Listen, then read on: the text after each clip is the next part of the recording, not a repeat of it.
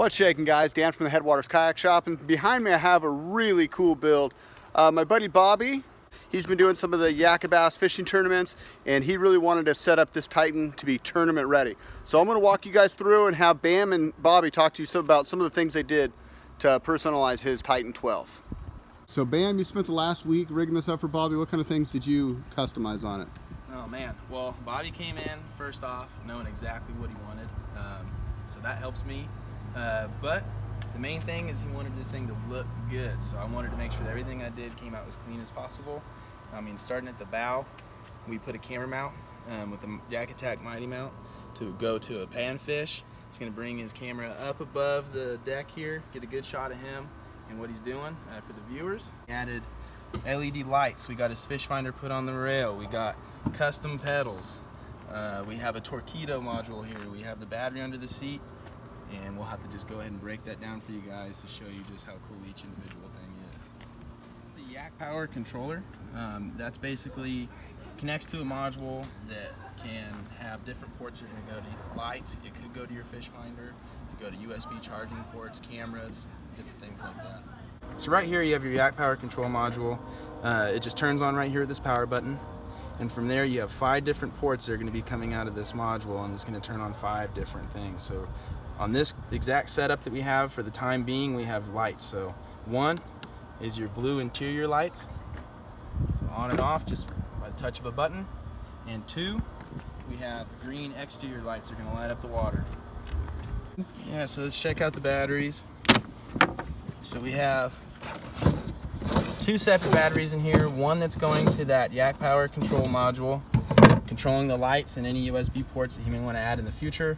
And then we have another one here that goes directly to his fish finder. They're on separate batteries, so you don't need to worry about killing power off of each other. Coming back from the batteries, you've got your power source that goes to the module, and then from the module it goes back to the controller. And from the module you're also going to the different sets of lights.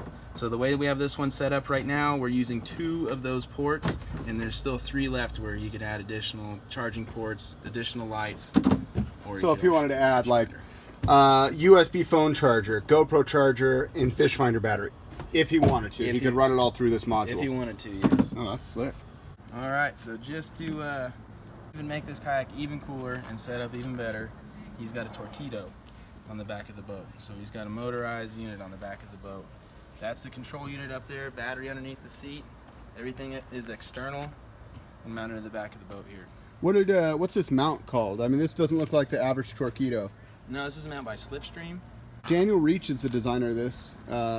As he was saying, is a moderator of the KBF Facebook page, and he actually designed this, and Bobby happened to see one of his videos and reached out to him and got it, and it actually works really well. We had to customize a few things to bring it up, but it mounts right to the power pole plate on the back of a Native Titan. And could you retract it for me and show them how that works? We made our own little custom retractor. There you go, see it runs through the pulley here. And now it's locked in and engaged. You get rid of a lot of the hardware that comes standard on here in a very clean system. And then we still have the boondocks right underneath, so this will control 100% of the steering. This is just for power from point A to point B. And it should be very efficient. We're excited to get it out and try it out on the water. And yeah, let's just kick this thing on and show people how it works. Obviously on water would be better, but so you power it on and then just power it on. It's got a slight delay. You got your throttle right there. Just like a normal. Tells you how fast you're going. It tells you how many miles you have left in the battery. Safety wise, it's got a little, you tie this to yourself, so if you were to fall overboard, it comes off, kills the whole system. That looks good, man. So a few other little details that Bobby added to his boat is he's got the Calco's donkey leash on the seat here. He's got a pair of lip grippers here, T-Rain retractors for his lip grippers mounted to the landing gear. We added this little horizontal tie down from Yak. And then in the back here, I showed you the Boondocks rudder, but this is a Burley Pro steering upgrade. And I'm gonna let Bam touch on that because we feel like that's a really nice upgrade, especially with these bigger boats and the leverage that the Boondocks rudder puts on the system. So tell me about it, Bammer. Yeah, so the Burley Pro steering upgrade kit is pretty big. It's eliminating the steel cables, which stretch over time and have a tendency to fall off of the steering pulley that comes stock with the boat.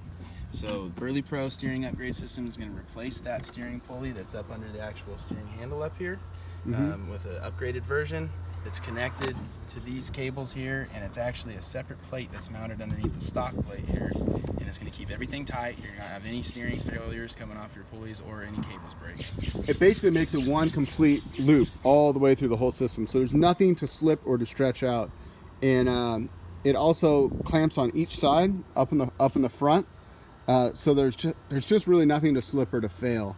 We're really happy with this upgrade. It's an expensive upgrade. It's over $100. But with these bigger boats and in the wind and in waves, there's a lot of pressure being put on this system. And when you add the aftermarket rudder, it's a wise decision to upgrade your steering.